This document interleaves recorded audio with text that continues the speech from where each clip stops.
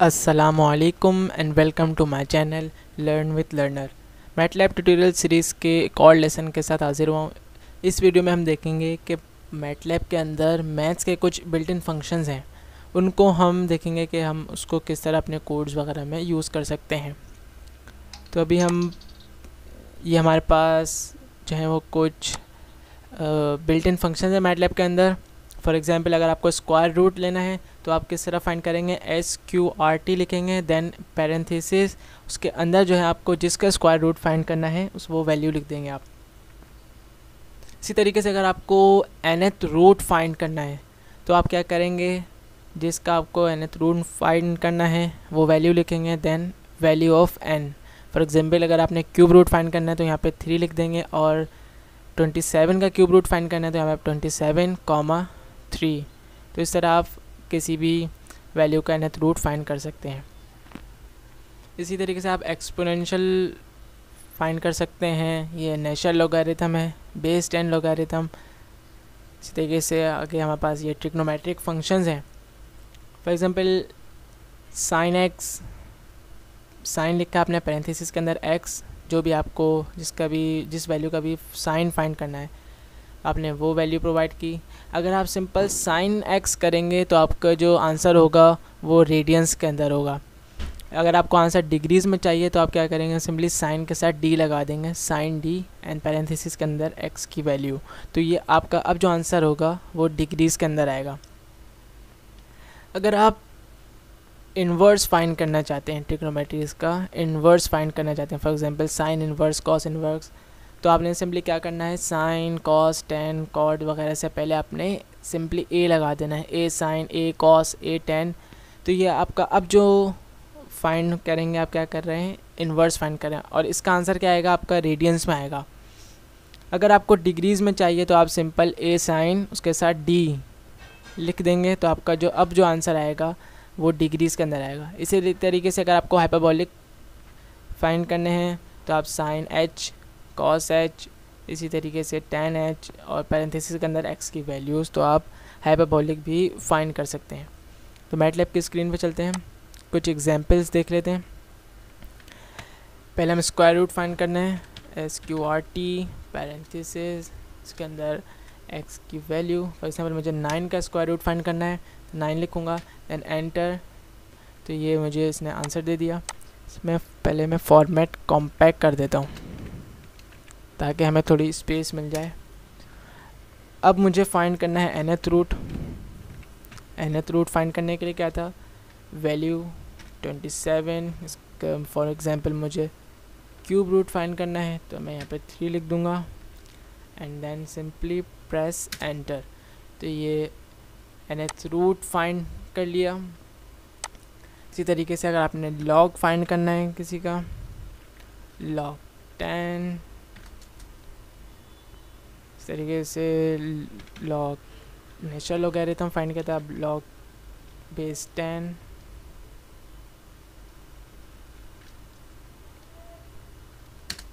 तो सिंपली आप इस तरीके से नेचुरल लॉगरिथम और बेस 10 लॉगरिथम भी इजीली फाइंड कर सकते हैं।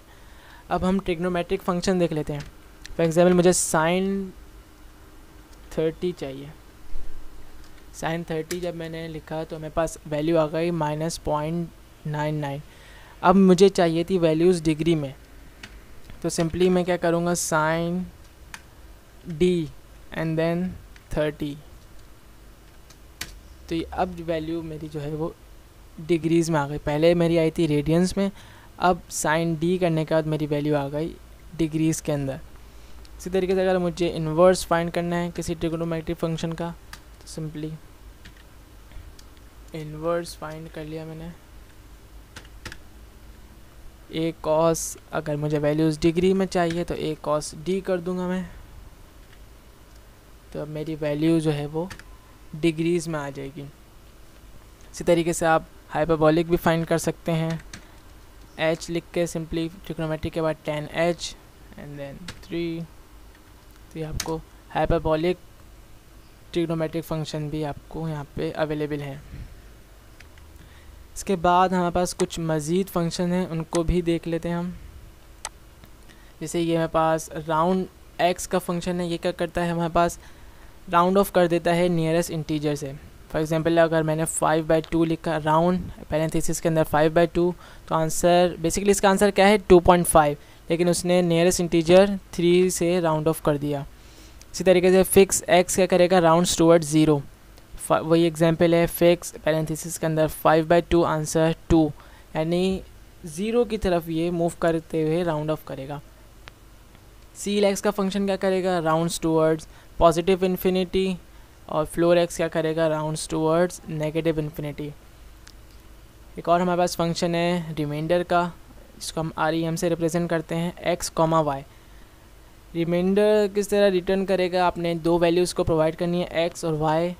फिर क्या करेगा, x डिवाइडेड बाय y करेगा, यानी x अपॉन y।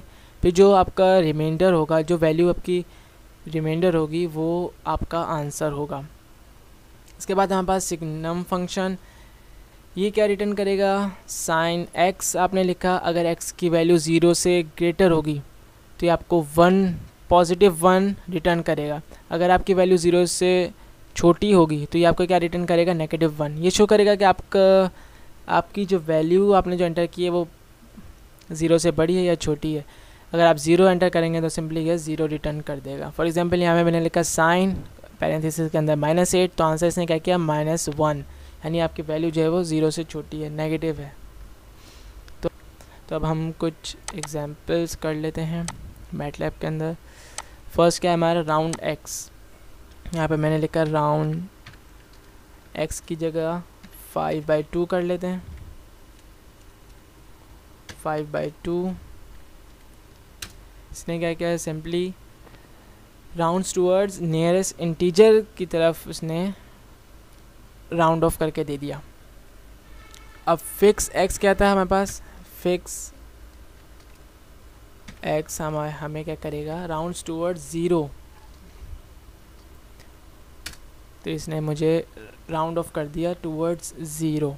इसके बाद हमारे पास था सील फंक्शन। सील फंक्शन हमारे पास पॉजिटिव इन्फिनिटी तरफ, पॉजिटिव इन्फिनिटी की तरफ राउंड ऑफ करेगा। इसके बाद फ्लोर एक्स था हमारे पास, वो हमें राउंड ऑफ करेगा नेगेटिव इन्फिनिटी की तरफ। इसके बाद हमारे पास कौन सा फंक्शन था, रिमाइंडर। हाँ, रिमाइंडर का फंक्शन।